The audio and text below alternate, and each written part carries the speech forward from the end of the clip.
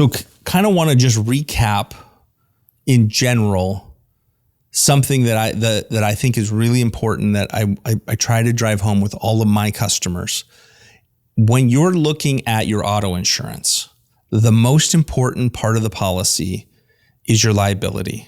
If your liability is not enough to cover the accident that you're involved in and you're at fault, the lawyers are going to look at your assets. They're going to look at your equity in any property you own. They're going to look at investments, and they're going to look at usually 2.5 times your annual income, because they can garnish 25% of your wages for up to 10 years, which ends up being 2.5 times.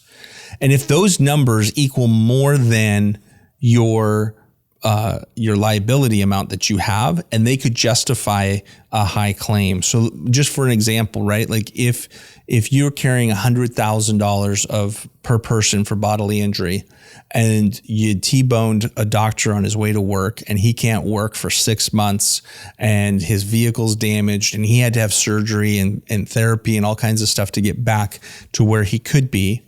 And he goes and talks to his lawyer because your insurance company is going to offer him $100,000. And he goes, well, I missed $200,000 of work.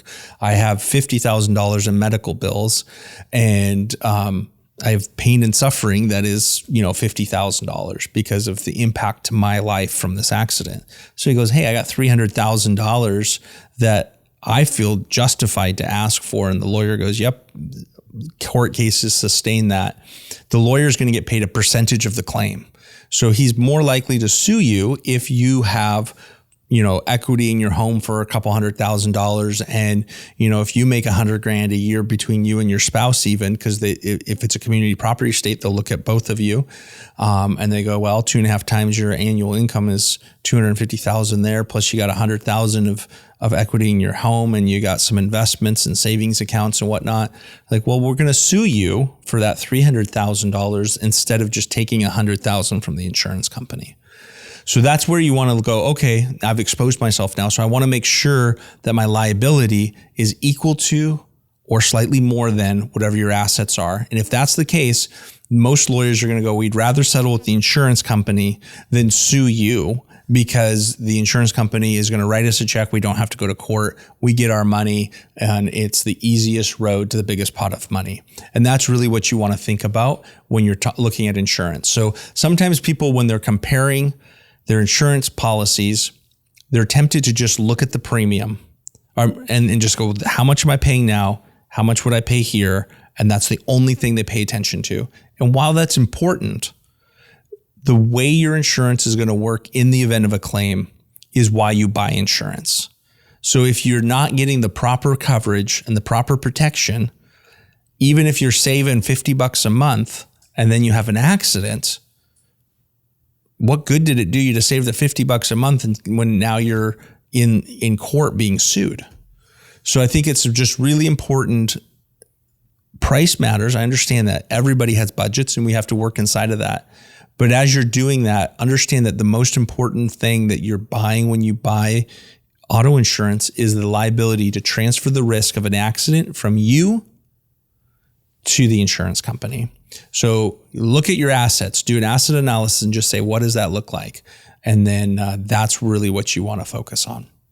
Hopefully that's helpful to kind of think about when you're comparing insurance policies, you're getting different quotes and you're out there looking, be cognizant of what am I wanting to transfer to the insurance company? How much should that be? And then when I'm comparing quotes, I'm going to look at the coverages, the premiums, but I'm also going to look at the service and the recommendations I get from that agent.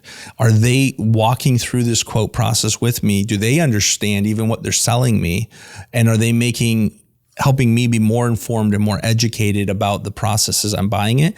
Because it's not just for this moment, but it's for future interactions and relationships with this company. So I want to make sure that the agent seems knowledgeable and is helping guide me and educate me through that process.